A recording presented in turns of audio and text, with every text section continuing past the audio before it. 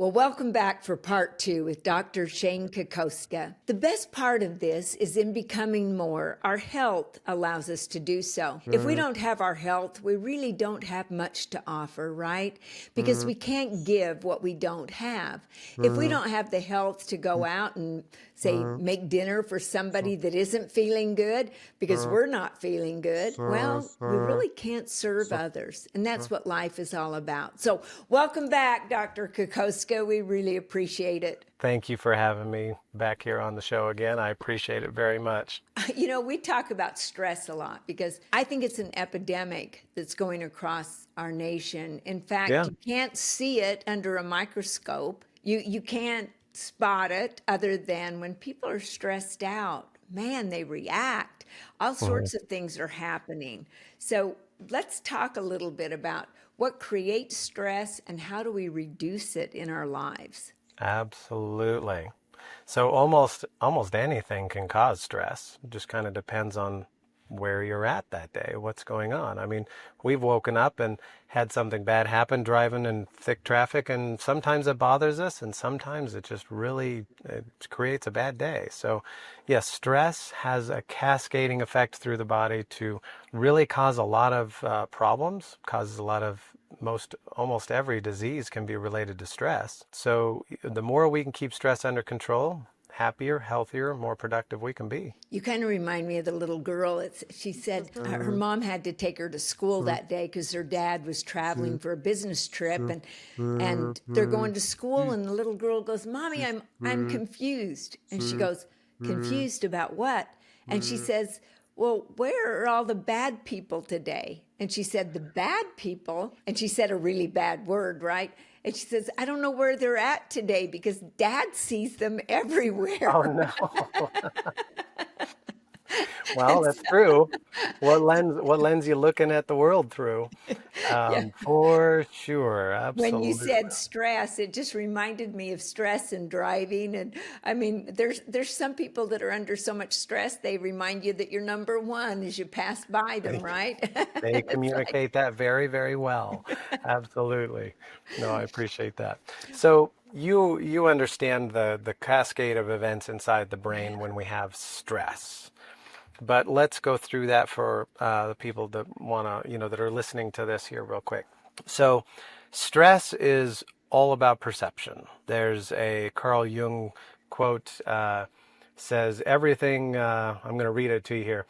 Everything that irritates us about others can lead us to an understanding of ourselves. So that, better put, is perception is projection. So whatever you project onto somebody else, like that guy is rude, he cut me off, he didn't do that. Well, there's probably something in us that we're doing that same thing that we see in ourselves, because as everybody knows that you can't see something in someone else that you yourself don't have.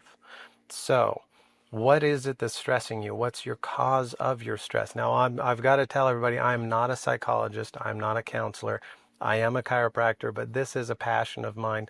So please, if you have something that you're really dealing with, a depression, something of that nature, go talk to your professional or a professional who is qualified in that realm.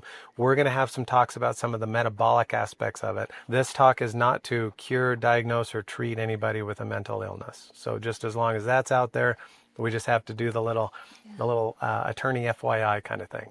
I know, I love the disclaimer. That's so good. And I want to put this little map up because, well, you and I talk about the brain a lot because we all have different IQs, we all have different gifts that God's given us. And when Oh, we were looking at this, I love this map, and they're putting it up for us, where you okay. have the Yeah. neocortex. And the neocortex is like, I don't know, it's one of the best parts of the brain. It takes in all this information. Yeah, And when we meditate, it actually lights up. it does. Oh, it's fascinating. So the neocortex is the new cortex. Evolutionarily, that is our newest part of our brain. It's not that lower midbrain reptilian, eat, breathe, reproduce, shelter kind of thought, fight or flight. It's not, it's above that. It's that higher level of reasoning and thought.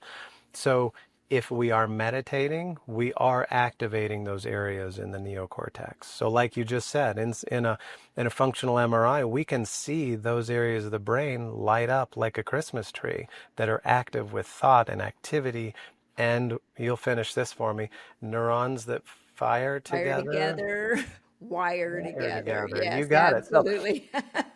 yeah, one of my colleagues has coined that phrase quite a bit. And so, yeah, anything that we can do to activate those higher centers of thought, higher centers of activity in the neocortex, we're going to see cortisol levels go down. So now let's go back to what you just said a little bit ago, talking about IQ. So just a little bit ago, you spoke about IQ. IQ being directly affected by cortisol, in that cortisol levels go up, IQ goes down. And that's where we need to keep our stress levels at as low as possible, so that our IQ can be as high as possible. Because as we look on our little chart, we regress down from that tertiary neocortex level of processing information down to a secondary level, down to a primary level.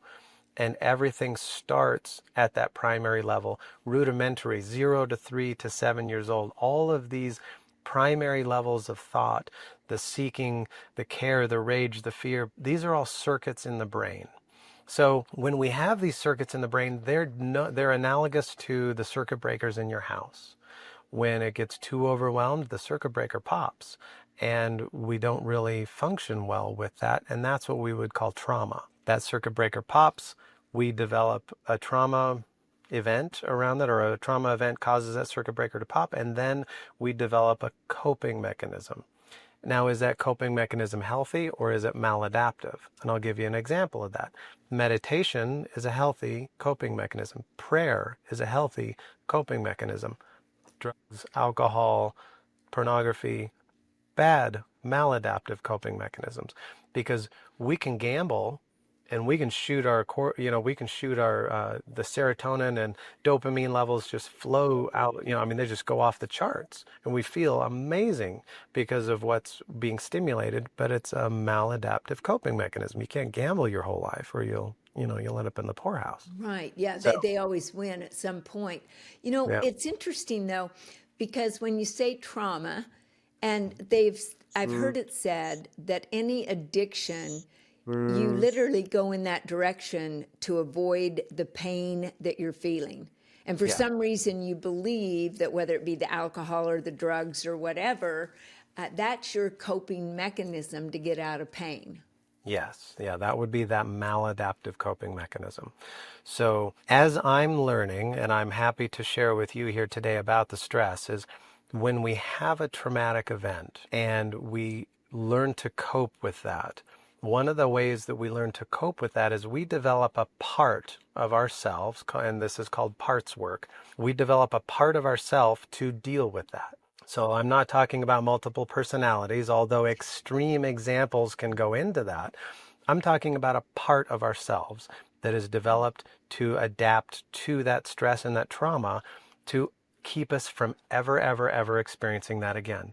That person, in this relationship, that guy or that girl hurt me, and my heart was broken and I was devastated. So now I'm going to be guarded.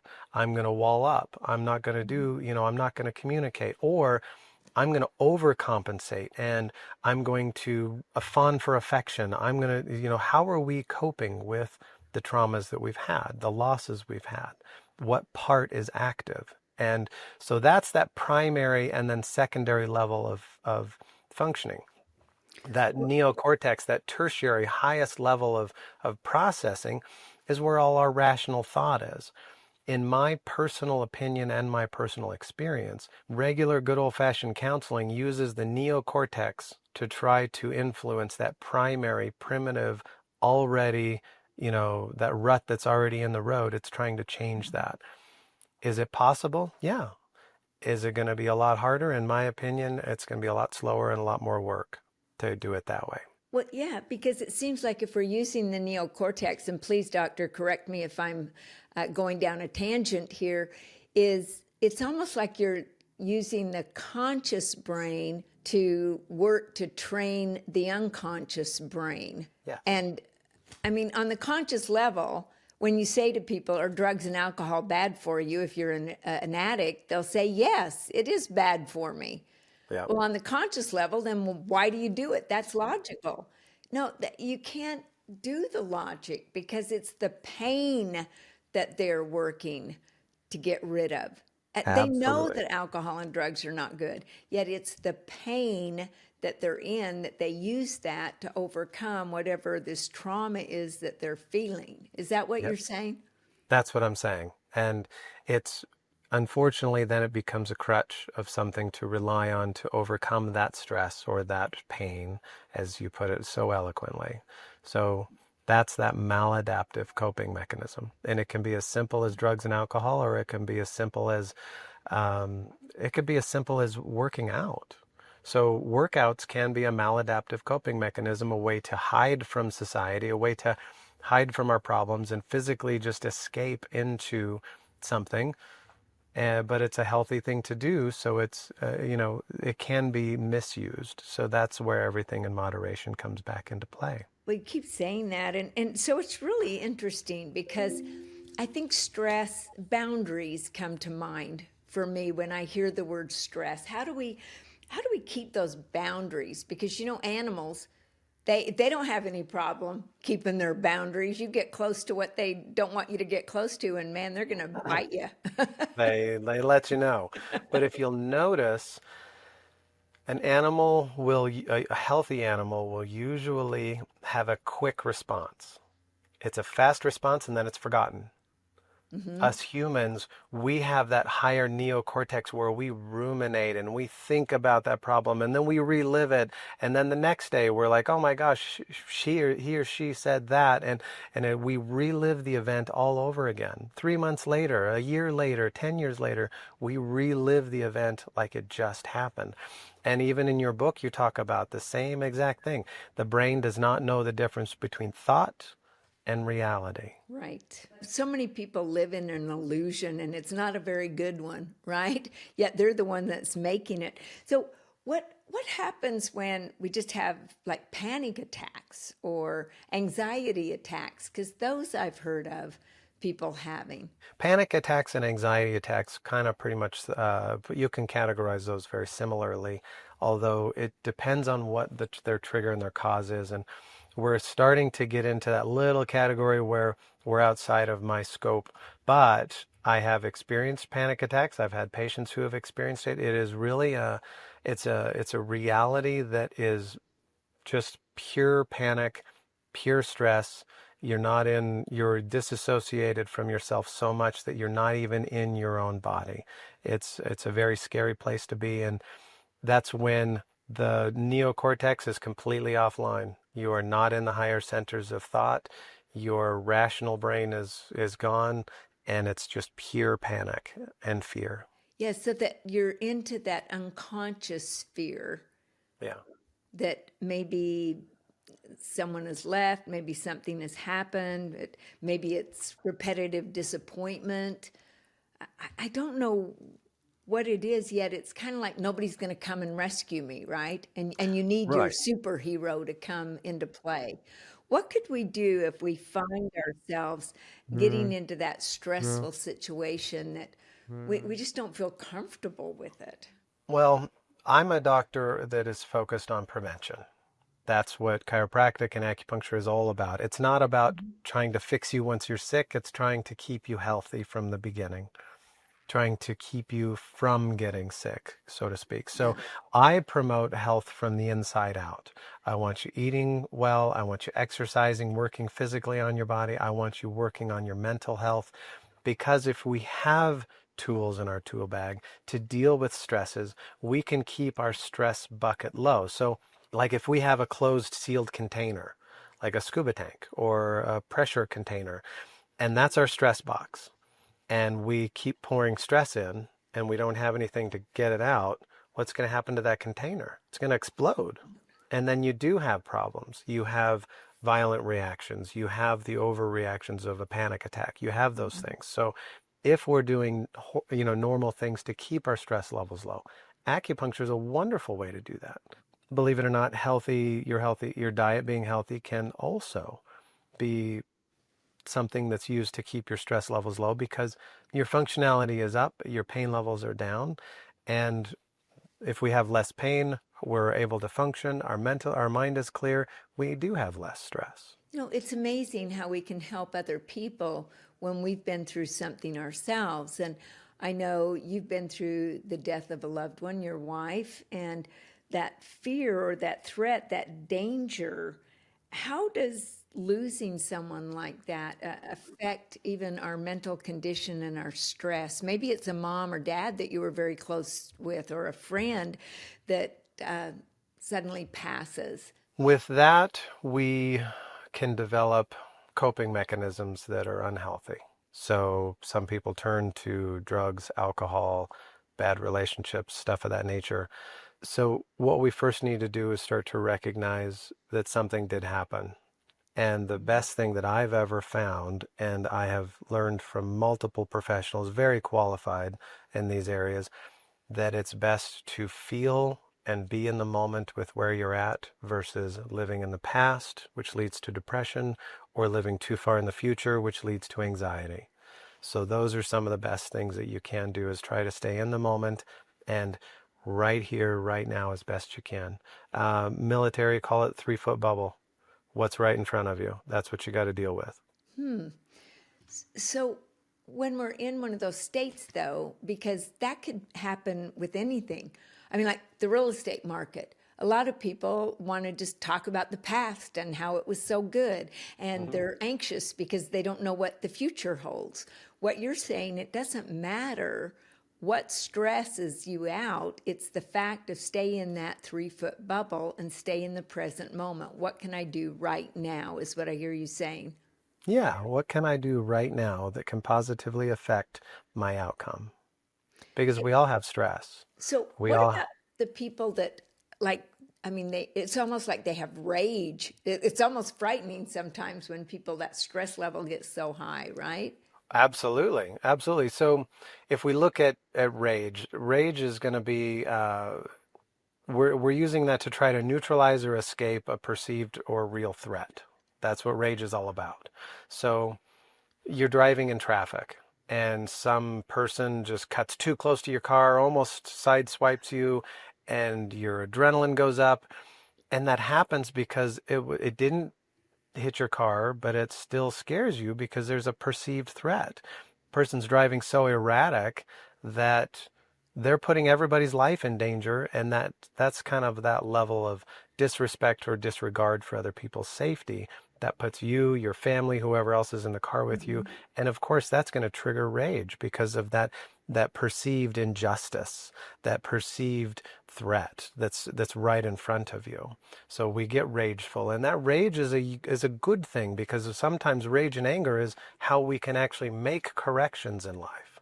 Not rageful to go and attack somebody or do something bad, but from the standpoint of, have you ever had something going wrong with your business or an employee or a boss or a colleague or friend, and you're just kind of starting to get angry? Well, angry is that motivator that's kind of going, okay, let's go talk about this. Let's make some change. So anger and rage can be very useful because it's necessary for that change. But it's over amplification of rage and anger. That's where that's where we have the problem, and we need to have something to balance us, whether it is nutrition, journaling, prayer. I like acupuncture, massage therapy, a spa day, something to help you keep your stress levels low. What are you doing for a stress reduction? A nice little stress reduction thing that I like to do when I'm in the moment, but I'm also very stressed out. I have to remember I've been in trouble before. I've been in stress before. I've been in bad situations. So what would I go back in time and tell my old self, my younger self that's going through that stressful event? I'm going to say, it's going to be okay. Because look, you made the decisions.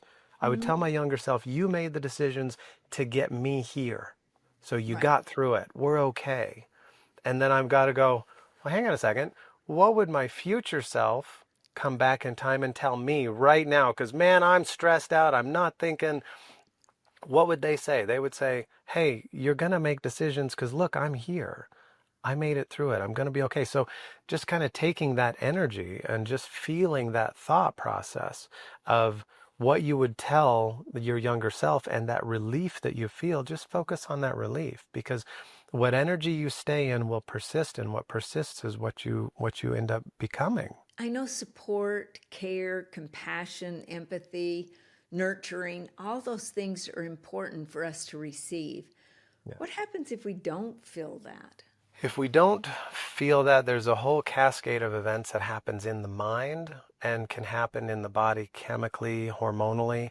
You were going to see cortisol levels go up. We're going to see stress levels go up. So when cortisol and stress goes up, it really triggers the body to go into one of two states. It's going to be like a fight or flight kind of scenario. So what that means is my stress levels are getting to a point to where I have only two options of survival, and that is to fight whatever's in front of me or run out that door. So if you're cornered in that scenario, Mm-hmm. are you in your higher level of thinking? No, you're down in your midbrain or lower brain, and you're just thinking about surviving this. So real estate market goes down, stock prices change, employee quits, get a flat tire on the way to work.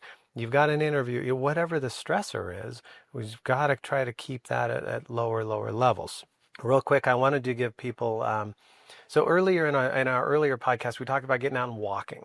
Right. So walking is great for not only exercise, cardiovascular, but let's do a little exercise while we're walking. A Okay. mental exercise that you can do while you're walking is whatever you look at, name it. Blade of grass, beetle, tree, leaf, bird, cloud. Simple. But what it does is it simplifies the brain activity. It brings us back up into the neocortex, and it actually starts lowering cortisol levels just because we're naming things and we're going through stuff. It's a great way to distract away from the problem. It gets us out of the future and out of the past and brings us right smack dab into the present. Another thing that anybody can do, if you're, let's say you can't go for a walk, but man, your anxiety level, stress is really high, I can almost guarantee you're not in the moment and you're somewhere else. When you're thinking about the problem, are you thinking about the chair you're sitting in, your feet on the floor? Touch. Touch brings us back into our bodies. And when we get back into our bodies, we then start to see cortisol levels drop. We start forgetting about the problem because we're no longer over there thinking about the problem. We're now right here in our chair thinking about our 3-foot bubble. So a good way to touch is use your right thumb and this part of your thumb to wipe across your forehead, down your face, and down that arm. You can then wipe this side and come down the opposite side. So we're using the right side of our body, left side of our brain to stimulate the left side of our body. We're stimulating the brain in different ways. We're getting physical touch, and it actually kind of feels good for touch. So that kind of overrides some of that anxiety as well. And you'll see your stress levels start to drop. That's a great exercise. And I'm so glad that you shared that with us because stress is something that is out there and it's alive and well with many people. Yeah. Now, with our children, we know that we have basic needs, right? What is it that you can help your child with when they're about ready to have a test and they've got a little bit of stress? I raised a daughter, and one thing I worked at very diligently was to try to encourage self-thought and problem solving. So when she would come to me with a problem, I would say, well, okay, I hear the problem. I recognize the stress of that, and that's got to be very challenging. What would you like to do about it? And that can be as simple as I'm having problems with a friend to I'm bored. And then as parents, sometimes our egos get involved and we want to save the day and we'll entertain them. We'll do this, we'll give them that. And we start spoon feeding life to our children instead of letting them figure it out. So that's where we are starting to, I'm seeing a lot of children growing up that just don't have any coping skills, that don't have any aspects of reality around other people or how to problem solve. And that's pretty scary because what happens when we're not here as their parents anymore? Yeah, somebody can't swoop in like Wonder Woman or Superman, right? And Yeah. save the day. That's great advice. And so, what are the parting thoughts that you want to leave us with today about stress, anxiety, and more importantly, anything about our health that will help us. First things first is, if you have something going on, don't be afraid to seek help. Talk to somebody, talk to somebody in your church, talk to a counselor, talk to a professional. Um, don't be afraid to do that and start recognizing that if you don't feel good on the inside, that's okay. It's real. And to start to recognize the reality of it. And let's start to work on a solution and don't get stuck on the problem, because neurons that fire together wire together. And the more we think about a problem, that's who we become. So let's become the people that we want to be and grow into, the mental states and the healthiness that we want. Gosh, Dr. Kokoszka, we're so happy that you've been with us today. You've helped us so much. And if you like becoming more, which I trust you do, hit that subscription button below so you never miss an episode, and you too can become more from learning about other people, their successes, their failures, and their wisdom that they have gained in life. Thank you so much for being with us today, and may you have a stress-free day.